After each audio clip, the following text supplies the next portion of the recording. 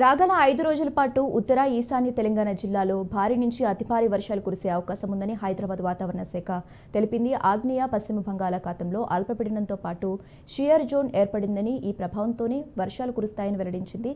దీంతో నేడు కరీంనగర్, మహబూబాబాద్, వరంగల్, హన్మకొండ జిల్లాలో భారీ వర్షాలు కురిసే అవకాశం ఉందని తెలిపింది. దీంతో ఆయా జిల్లాలకు ఆరెంజ్ అలర్ట్ జారీ చేసింది. కాగా నేడు హైదరాబాద్లో భారీ వర్షం కురిసే అవకాశం ఉందని పేర్కొంది.